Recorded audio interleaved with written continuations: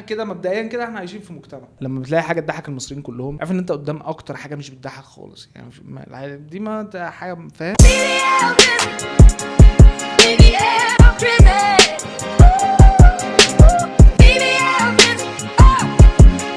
لما بنعمل فيديو بنتريق فيه على فئه معينه من المجتمع دي بتبقى حاجه بتضحك فشخ. بحس ان هي سوبر باور يعني حاجه كده مش اي حد ينفع يمتلكها مش اي حد يهزر فيها يعني مش زيطه فاهم. بس اللي بيحصل ان دايما السوبر باور دي بتبقى في ايد شخص يعني الشخص الغلط.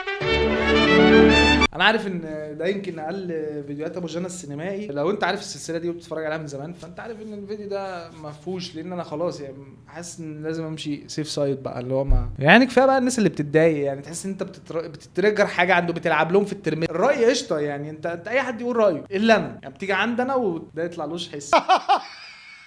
انا اتفرجت طبعا على افلام كتير الفتره اللي فاتت وبدور على فيلم ما يكونش فيه شركه انتاج وما يكونش الممثلين اللي فيه عايشين يعني يا رب ليه لا ساعتها اعمل لك سلسله بوجانا السينمائيه بتاعت زمان. المهم ان فيلم برشامه ده واحد من انجح الافلام في التاريخ يعني هو فيلم ما يعني جاب 200 مليون. اول فيلم بقى مصري كوميدي يجيب الرقم ده في التاريخ يمكن مش عشان الدولار بقى ب 50 جنيه. ايام فيلم بحبك اللي هو واحد من اعظم الاعمال الفنيه في تاريخ السينما. انا مفيش مره ما بتحبنيش. عارف اللي جاب 50 مليون ساعتها التذكره بكام؟ ب 10 جنيه تقريبا فاهم. ايام الزمن الجميل طبعا. وده يمكن المبرر الوحيد اللي انا بصبر بيه نفسي ان الفيلم ده هو اللي بيضحك الشعب المصري. هو مين اللي بياخد ال 200 مليون في الاخر يعني انا نفسي افهمها بتتوزع ازاي يعني هم بتاع 5.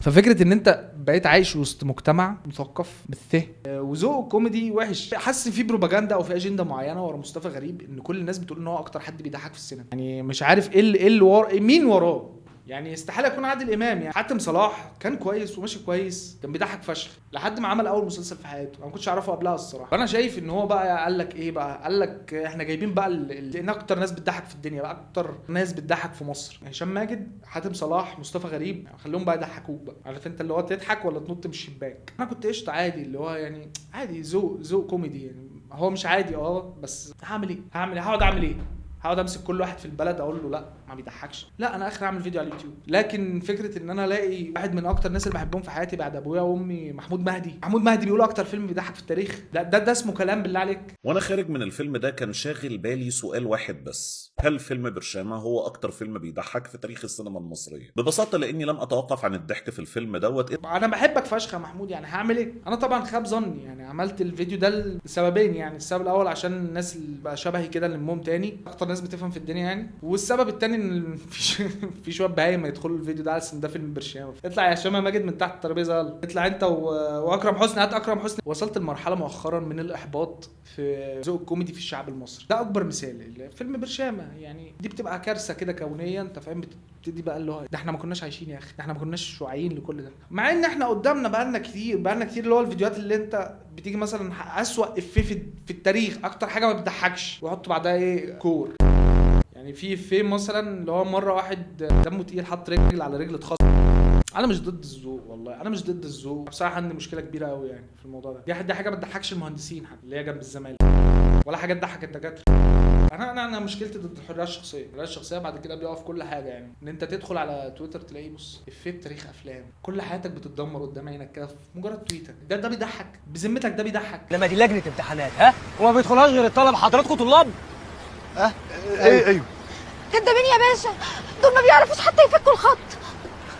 طب اقروا كده الكلمه دي حكومه دي حاجه تضحك. وليد فواز راجل كبير محترم على راسي وكل حاجه بس اللي كاتب السكريبت ده سيء حطه في موقف محرج مكتوب عربيه الشرطه ما تقرا انت جاهل. واحنا المفروض نخش نفصص الفيلم واحده مين اللي كاتب الفيلم من اخراج خالد دياب اللي هو اخو عمرو دياب ومن تاليف شيرين دياب اللي ياخد تامر حسني. الممثلين مين بقى؟ هشام ماجد باسم سمره ريهام عبد الغفور حاتم صلاح مصطفى غريب عارفه عبد الرسول. انا عندي مشكله كبيره قوي انت عامل فيلم عن الثانويه العامه وجايب عارفه عبد الرسول دي ايام الكتاب يعني ما كانش في ساعتها الثانويه العامه. انا بحب هشام ماجد يعني دي معلومه لازم اقولها انا بحب هشام ماجد الصراحه وبحس ان هشام ماجد ده يعني الوحيد اللي محمد رمضان بيكرهه. انا متاكد ان محمد رمضان بيكرهه وبيحقد عليه لان هشام ماجد نجح في المسلسلات ونجح في السينما. محمد رمضان نجح في المسلسلات بس لكن في السينما بقى اجمد فيلم ليه ايه تخيل رامي الاعتصامي فشل فشخ يعني محدش اتفرج عليه. المهم ان الفيلم بيتكلم عن معاناه الفلاحين في حربهم ضد لا ده فيلم الارض ده اخراج يوسف شاهين. ده حاجه الفيلم بيتكلم عن لجنه ثانويه عامه وطلبه بيحاولوا ينجحوا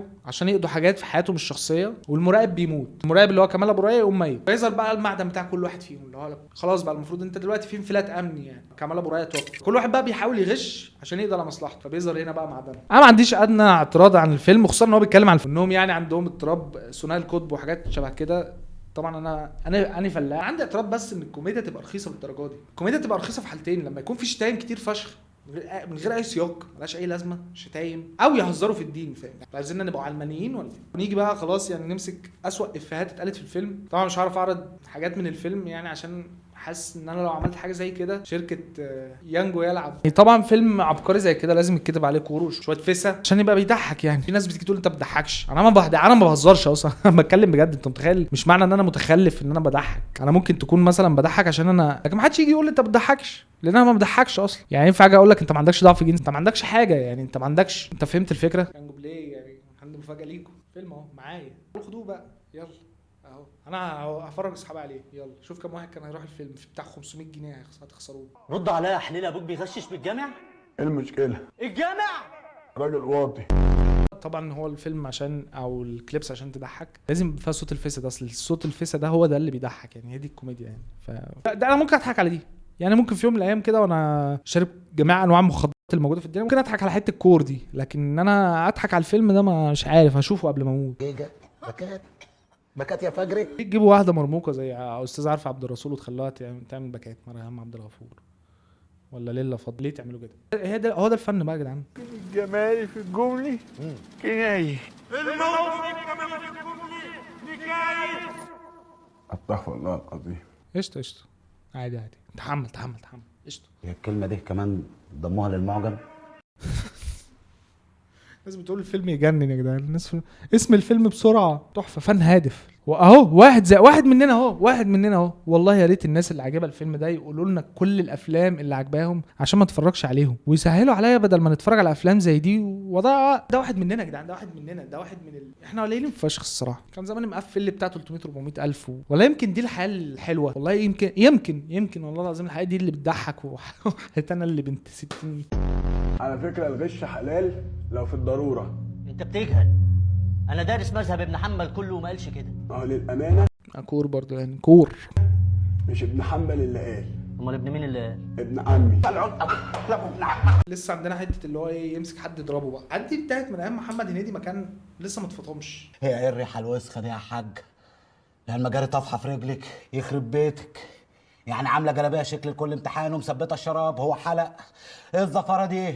يمكن في عين سمكه في رجلها. عين سمكه ايه ده؟ سمك نفسه فاتح في الشراب. عادي والله عادي يا حد الناس دي لسه بتبدا برضه يعني انا بس في فيديو كده بحب اشوفه لما اتضايق يعني بصراحه. عاوز فلوس؟ طلع بناتك يرقصوا وافتح لهم لايفات، واقعد واحرسه ونفذ الاحكام وكب عليها طين. شغل مراتك في المياعه وقول امين، ضحكتها هتوصل اعلى صوت للداعمين. يعني انا خلاص كده الحمد لله تعافيت شويه، وحاسس ان انا ما اقدرش.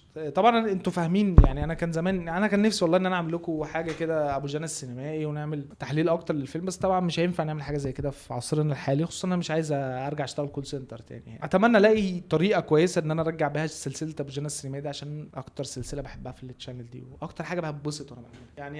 يا رب السبب زوره يوجعه ما عرفش يغني تاني ولا يمثل ولا يكتب ولا يخرج يلا الحمد لله. فانت اكتب رايك تمام، ونشوف يعني هل الفيلم ده فعلا بيضحك ولا لا، عشان ما احسش ان انا متخلف بصراحه يعني. اصلا انا لو لوحدي يعني فهسيبها لكم وامشي، هسيبها لكم مخدره كده. اشوفكم في الفيديو الجاي، السلام عليكم.